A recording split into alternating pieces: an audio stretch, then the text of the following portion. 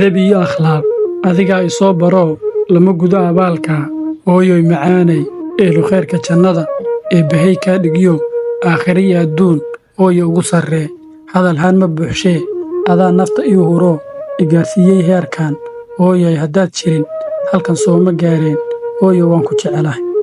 assalaamu calaykum waraxmatullaahi wabarakaatuh. waa qiso kale oo xanuun badan. nin waalan oo warqad murugo xambaarsan u soo qoray hooyadii. warqaddan waxaa laga helay qolalka mid ka mid ah isbitaallada dhimirka, waxaana qoray mid ka mid ah bukaannadii halkaas ku dhintay. waxayna u qornayd sidan: fiid wanaagsan hooyo, waxaan doonayaa inaan kula hadlo, weliba aniga oo fariintayda kugu soo gudbinaya erayo kooban oo ka mid ah habqoraalkaagii toolmoonaa ee aad adigu i bartay.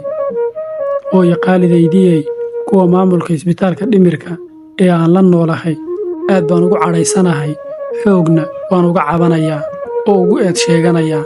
hooyo, cuntada milix ama cusbo iguma daraan, daaqadda qolka igama furaan, dharka aan xidhanahay oo aad iigu wasakoobayna igama beddelaan, leyrhkana igama dabiyaan habeenkii markaan sii seexanayo.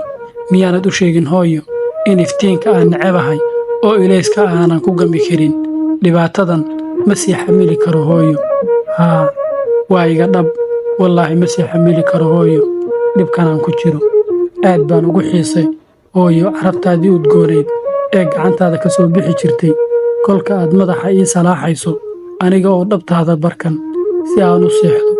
hooyo, waan ogahay inaad jeceshahay caafimaadkayga, aniguba waan jeclahay inaan caafimaado oo aan noqdo sida walaalkay axmed oo kale. waan rabaa hooyo in dadka oo dhammi jeclaadaan sida walaalkay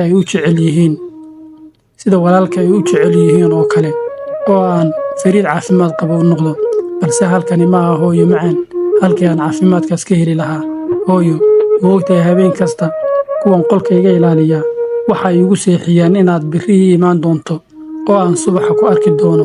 balse hooyo, galab kasta waxaa gabalku iigu dhacaa waaguna iigu beriyaa aniga oo keligay ah, adiguna weli aanad ii imaanin. hooyo, goorma ayaad ii imaanaysaa? ii sheeg, waan ku baryayaa.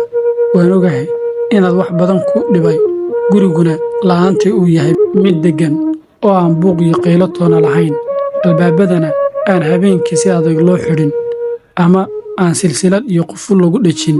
jaarkii goor walba iga soo caban jirayna ay haatan iga nasteen oo si weyn iiga raysteen. laakiin hooyo, waxaan ahay wiilkaagii oo dhimanaya. wax weyn uma baahni hooyo, keliya waxaan u baahanahay inaad u sheegtid nimankan qolka cidlada ah igu soo xirtay in ay wax yar oo milixa ama cusbaa iigu soo daraan cuntada, habeenkiina leyrhka iiga damiyaan si aan u seexdo.